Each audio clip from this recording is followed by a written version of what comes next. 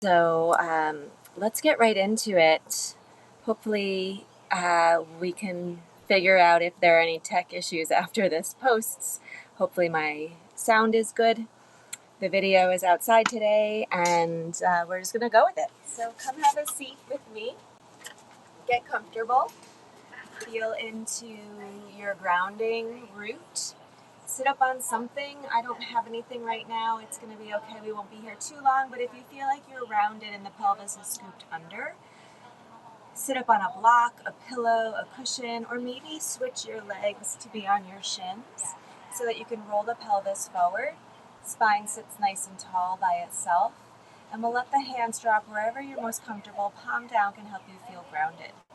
In this heightened energy of mental chaos, and the world that we're living in right now is a sea of information, frenetic energy coming at us from all directions, a lot of fake news, a lot of bits of information flying at us from all directions. And so one of the things that this shift is going to help is with the technology aspect of communication, with the AI that we're seeing on the scene and how to manage it, but also govern it. So this is going to be a powerful time in the way that we communicate with each other. It also is how we communicate with ourselves and the mental capacity. Again, Gemini is about information seeking and the process in which we digest our thoughts through the lens that we see the world. So this is a huge time of personal transformation. Uranus is a planet of change. This is different than Pluto, the planet of transformation. Uranus is really about how quickly and abruptly things can change. It's like the Tower card in the tarot. It's like lightning striking and getting this big shift of things needing to change. It's the world shaking up your world. Shake up to wake up. So it might feel disheveling. Gemini rules not only the mental aspects of information and how we process things, it's the hands and the lungs as an air sign, and also the nervous system. So you might feel disheveled and nervous, anxious energy, and that just means that you're paying attention. This isn't just anxiety, this is the universal shift and push to regulate, to change things so that you feel more at peace and more at ease through life. So come to a comfortable seat. I think that's really all I want to share about this time frame. It's an awakening. And again, we have 7 years to this. Oh, one more thing. This hasn't happened in our lifetime since 1941 to 1949, that chunk of time. And that was World War II. That was when TVs, radio, and computers came onto the scene. So think of how that shifted communication across the globe. And now us with AI and this heightened, new way of forming information to share. So we'll just start with a nice diaphragmatic breath. These videos will be for my paid subscribers mostly, and we'll start with pranayama.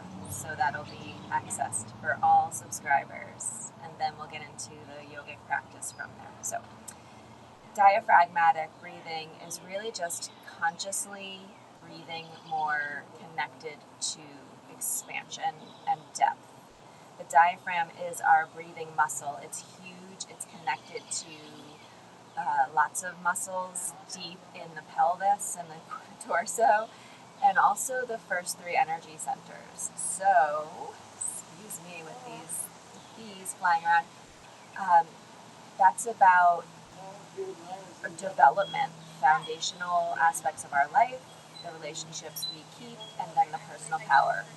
So feel as if you can allow the diaphragm to move. It's a dome that crosses your torso front to back, and it can push down as you inhale, it expands into the belly, and that's how belly breathing works. It's things getting displaced and moving outward from the diaphragm, moving down, and then it comes back up on the exhale. So you can close your eyes and maybe see a vision that supports that movement. As you breathe in, the dome moves down into the belly, and as you breathe out, it comes back up. Your hands might want to feel that, or placing your hands on your lower abdomen can help you expand that space.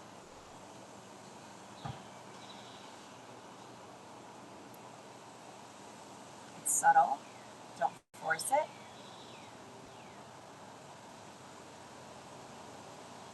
Notice if your shoulders are moving up and down, it's not anything to do with the shoulders moving, it's about the rib cage expanding to allow the diaphragm to move. They are connected, so moving the ribs can help you let the diaphragm push down into the belly. Let's just take a few more breaths there with this idea of looking into the lens of our own mental processes. Gemini is ruled by the planet Mercury. And as Uranus moves into Gemini, it's a time of shaking up the way that we think, looking to come out of the box of the old narrative we've been talking about our whole lives, of all the ways that we've been conditioned to think a certain way, to step out of the rut, out of the narrative that's stale and old, and re-edit all of what has been lived through to this day, taking forward how we're going to use that to write a new chapter, to look into how we can form new ways of thinking so that we behave differently in the world. We communicate things on a clearer, more authentic expression of who we are, not who we were.